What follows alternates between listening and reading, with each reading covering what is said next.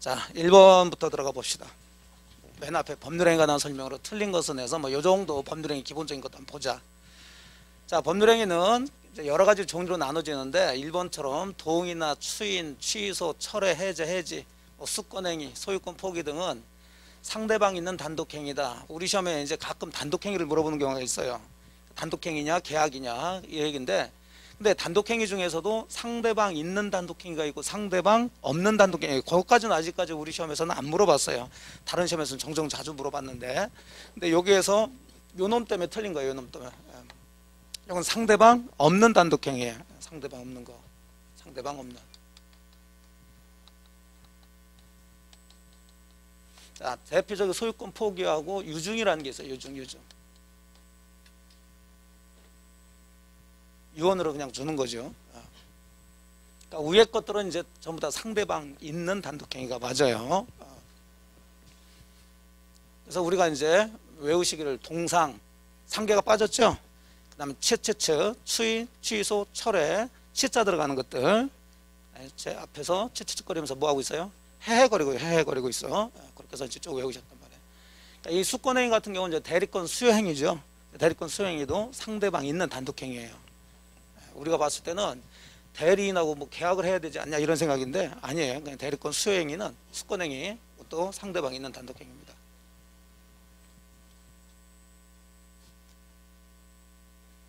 그래서 1번이 틀린 얘기가 돼요. 자, 2번이야 당연히 저당권 설정. 저당권은 물권행위니까 처분행위가 되겠죠. 그래서 이제 물권행위하고 채권행위 구별하시라는 거지. 채권행위를 의무부담행위라고 하면서 매매 같은 것들인데, 매매 임대차 같은 것들, 그런 것들은 처분권한이 없어도 됩니다. 뭐 그런 거 기본적으로 이제 구별하시고. 그러니까 뒤쪽에서 뭐 권한 없는 자가 매매 계약을 했다, 유효란 얘기죠. 일단은. 그 다음에 농취증, 농지매매 효력 발생 요건은 아니에요. 없어도 되죠. 등기할 때 필요한 거고. 자, 4번이야 뭐 잘 아시는 계약 체결 후에 건물이 전수됐다 그랬으니까 후발적 불능이죠. 후발적 불능은 무효는 아니죠. 원시적 불능이 이제 무효가 되는 거고. 후발적 불능은 또 이제 오늘 계약법에서 이제 배우실 텐데, 항상 후발적 불능 그러면은 채무자 책임이냐 아니냐를 항상 따져줘야 돼요. 여기서 끝날 게 아니라 머릿속에서 책임 따져야 되는데 그 정도 해야 된다고 지금은. 자,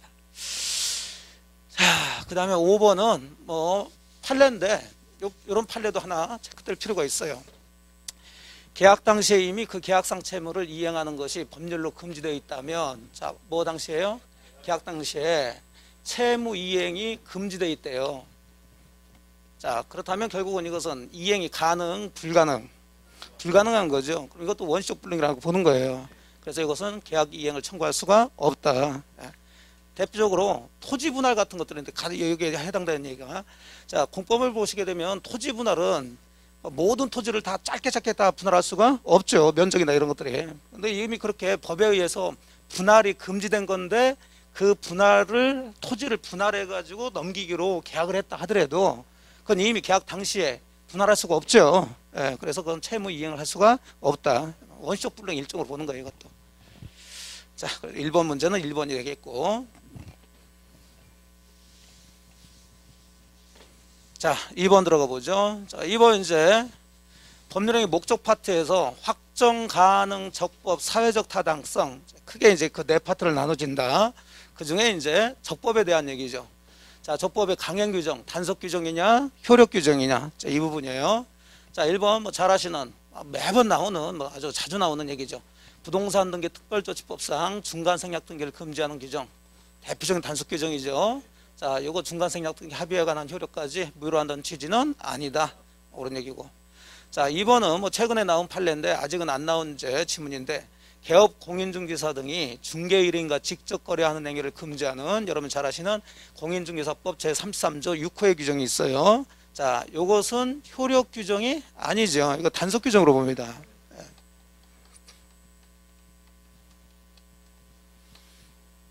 그러니까 법에 의하면 개업 공인중개사가 직접 의뢰인하고 직접 거래하면 안 된다 이렇게 규정하고 있지만, 그 법조문이 단속 규정으로 이제 보기 때문에 그걸 위반해서 직접 거래했다 해가지고 그 행위를 무효로 보지는 않아요. 그러니까 무효다 그러니까 틀린 얘기가 되는 거죠. 2번이 되겠어요.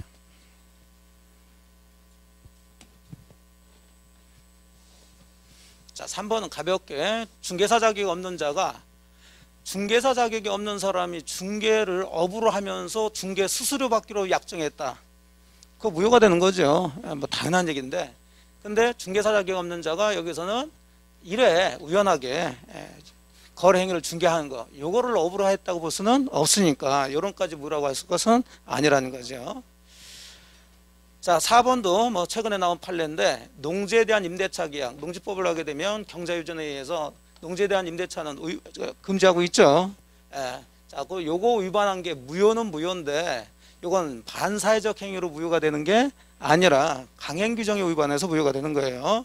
반사회적 행위는 아니다. 그거 반사회적 행위라고 보면 틀리다. 그거 하나 체크를 하면 되세요. 그 다음에 5번은 강행 규정에 위반한 자가 스스로 그 약정의 무효를 주장하는 거. 자, 무효 주장하는 거 누구라도 할 수가 있죠. 허용될 수 있습니다. 자, 2번이 되겠어요.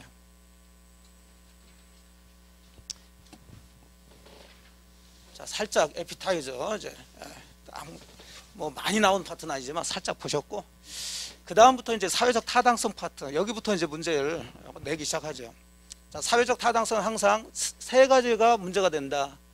반사회 질서행위, 그 다음에 그 반사회 질서행위와 연관해서 이중매매, 그 다음에 104조 불공정 법률행위. 그렇게 크게 이렇게 어디에서 문제가 되는지를 딱 머릿속에 정리하셨으면 그런 분들은 지금 이제 뭐 지금 직접 가셔서 문제를 푸셔도 돼요. 근데 이게 어디서 나온 건지 이렇게 잘 모른다 그러시면 안 되는 거지. 틀을 잡으셔야 돼요. 자, 사회적 타당성 파트에서 이제 반사회적 행위, 반사적 행위에 해당되냐 안 되냐면 가장 기본적인 얘기인데 아닌 것들 정리를 좀 한번 해봤어요. 자, 여기 같은 경우 이제 부척관계가 나오는데 부척관계 나오면 유지하는 것은 당연히 반사회적이죠. 근데 끝내는 것은 반사회적이 아니니까 뒤에 청산으로 끝냈다든지 단절 또는 해소 이런 단어로 끝났다. 자, 그러면서 뭘 주기로 했다는 거죠. 그것들은 반사회적 행위가 아니죠. 요거하고 이제 비교해서 부척관계 해제를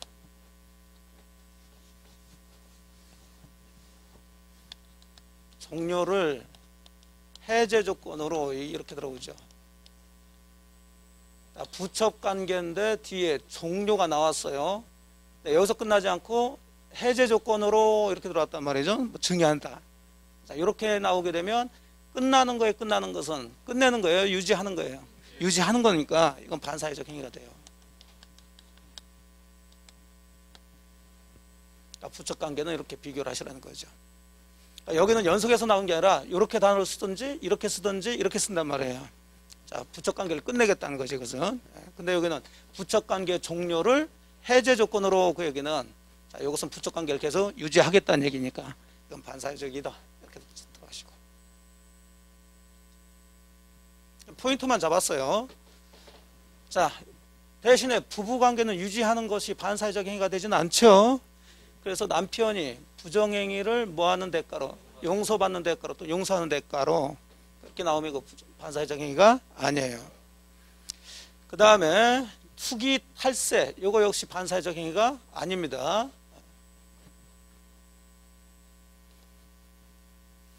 세금 회피할 목적.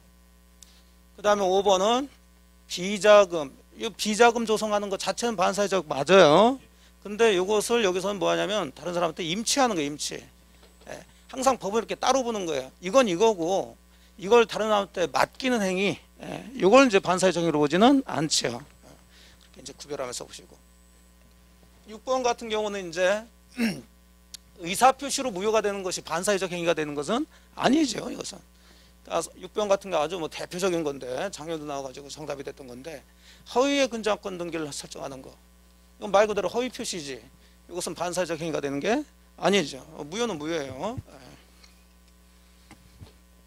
그 다음에 7번 같은 경우 법률행위 성립 과정에 강박이라는 불법적 방법이 사용됐다. 강박이죠, 이것도 반사회적 행위. 근데 이제 조금 어렵게 내면 이걸 빼버려요. 그냥 법률행위 성립 과정에 불법적 방법이 사용된 경우 이런 식으로 들어온다고요. 불법적 방법은 강박이라는 거다. 저 판례는 역시 반사회적이 아니죠. 자, 그 다음에 변호사 나오면은 민사인지 형사인지를 구별하셔야 되겠죠. 그래서 변호사의 민사소송, 성공보수 약정, 이건 반사회적 행위가 아니지만 변호사, 형사사건,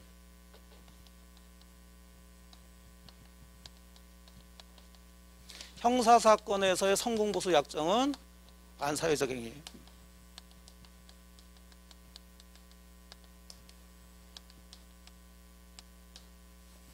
구별하시고, 근데 변호사 아닌 자가 그래버리면 그때는 민사 형사 따진다 따지지 않는다? 따지지 않아요. 무조건 반사회적이에요. 자, 여기까지는 다 우리 시험에 한 번씩은 다 나왔던 얘기들이에요. 자, 9번하고 10번은 이제 아직 우리 시험에 나오지 않은 판례인데, 자, 도박 나오면 기본적으로 반사회적입니다. 그래서 다 도박 얘기 나오면 도박 채무를 뭐 변제하기로 한 약정이다, 뭐 도박 채무 다 반사회적인데, 이거는 도박 채무 변제를 위해서 채무자로부터 부동산 처분을 위임받는 행위죠. 대리권 수여받는 행위. 이것도 마찬가지예요. 도박 채무 이미 졌어. 반사회적 맞아요, 그거는. 근데 그걸 이제 변제를 하기 위해서 채권자하고 채무자가 자기 부동산을 채권자한테 네가 팔아서 내 도박빚에 충당해라, 이렇게 대리권을 수여한 거죠. 그 대리권 수여 행위 자체를 반사회적으로 보지는 않는다는 얘기예요. 그러니까 그걸 가지고 채권자가 역시 또 선의 제3자에게 뭐한 행위도, 매도한 행위도 반사회적 행위가 되진 않으니까. 도박 나오면 다 반사회적인데, 이런 단어가 나오면 이건 반사회적이 아니라는 거. 뭐 10번은 가볍게 개인의 자유를 극도로 제한하는 거, 뭐 평생 동안 뭘 하겠다, 뭘 하지 않겠다, 절대로 뭘 하지 않겠다, 이런 약정들은 다 반사회적이에요. 근데 요 정도 할 수 있죠. 회사에서 자, 근로자 해외 파견시켜서, 그럼 거기서 다 경비 대줬겠죠. 그럼 갔다 와 귀국했는데 다른 회사 가버리면 안 되니까 일정 기간, 여기는 3년이죠. 뭐 이제 뭐 그것까지 할 건 없어요. 일정 기간 소속 회사의 근무에 대한 약정 할 수 있단 말이에요. 이것은 반사회적이 아닙니다.